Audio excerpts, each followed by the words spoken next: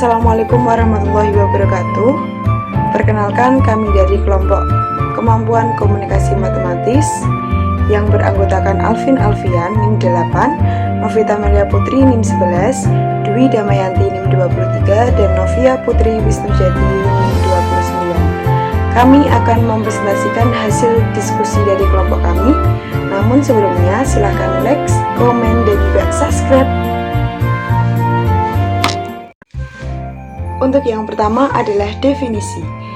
Definisi yang pertama dari Prayitno dan kawan-kawan, komunikasi matematis adalah suatu cara siswa untuk menyatakan dan menafsirkan gagasan-gagasan matematika secara lisan maupun tertulis, baik dalam bentuk gambar, tabel, diagram, rumus, ataupun demonstrasi. Yang kedua adalah menurut Romberg dan Chair, komunikasi matematis yaitu menghubungkan benda nyata, gambar, dan diagram ke dalam ide matematika, menjelaskan ide, situasi, dan relasi matematika secara lisan atau tulisan, serta menyatakan peristiwa sehari-hari dalam bahasa atau simbol matematika. Oke, selanjutnya Sumarno 2014 halaman 7 menyatakan suatu situasi atau masalah ke dalam bentuk bahasa, simbol, idea, atau model matematik, dapat berbentuk gambar, diagram, grafik, atau ekspresi matematik. Mendengarkan, berdiskusi, dan menulis tentang matematika, memahami suatu referensi matematika. Selanjutnya menjelaskan idea, situasi, dan relasi matematika dalam bentuk bahasa biasa. Dan terakhir, mengungkapkan kembali suatu uraian matematika dalam bahasa sendiri. Berikutnya dari NCTM dalam Fahru Razi 2011, yakni kemampuan dalam menggunakan istilah-istilah, notasi-notasi matematika, dan struktur-strukturnya untuk menyajikan ide-ide, menggambarkan hubungan-hubungan dengan model-model situasi. Kemampuan mengekspresi ide-ide matematis melalui lisan, tulisan, dan mendemonstrasikannya, serta menggambarkannya secara visual. Yang ketiga, kemampuan memahami, menginterpretasikan, dan mengevaluasi ide-ide matematis, baik secara lisan, tulisan, maupun dalam bentuk visual lainnya. Untuk indikator selanjutnya, yaitu menurut penelitian Reskill pada tahun 2018, indikator dalam menentukan kemampuan matematis siswa ada 6. Yang pertama, menjelaskan ide, situasi, dan relasi matematis secara lisan dan tertulis dengan benda nyata, gambar, grafik, dan aljabar.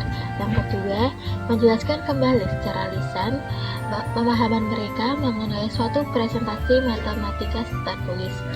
Yang ketiga, menyatakan peristiwa sehari-hari menggunakan bahasa atau simbol secara lisan dan tertulis.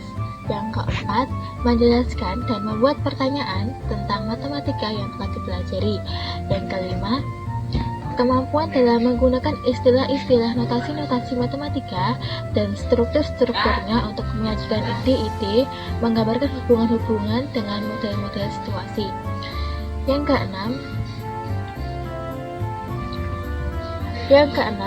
kerunutan jawaban dalam menjelaskan konsep matematika. Untuk grand teori kemampuan matematis siswa. Untuk grand teori kemampuan komunikasi matematis siswa, di sini saya mengambil kutipan menurut NCTM pada tahun 2000 pada halaman 60.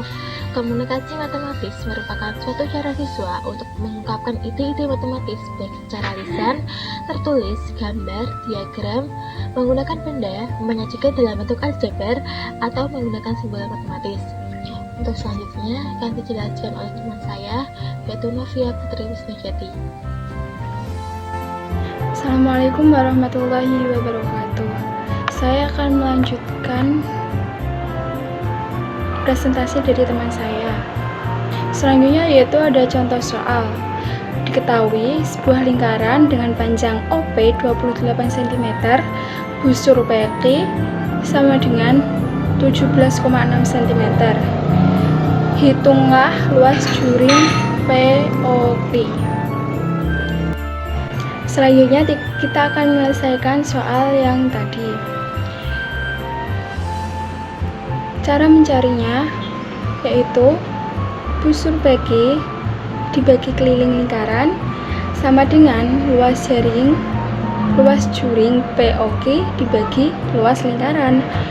Nah, busur PQ diketahui 17,6 dibagi dengan keliling lingkaran yaitu 2πr dengan 2 dikali 22/7 dikali 28 sama dengan luas juring POQ dibagi dengan luas lingkaran yaitu πr kuadrat 22/7 dikali 28 dikali dengan 28.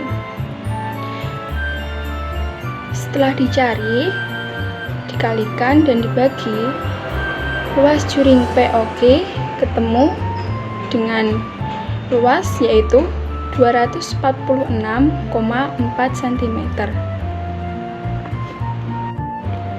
Terima kasih atas perhatiannya. Mohon maaf apabila ada salah kata dari kelompok kami.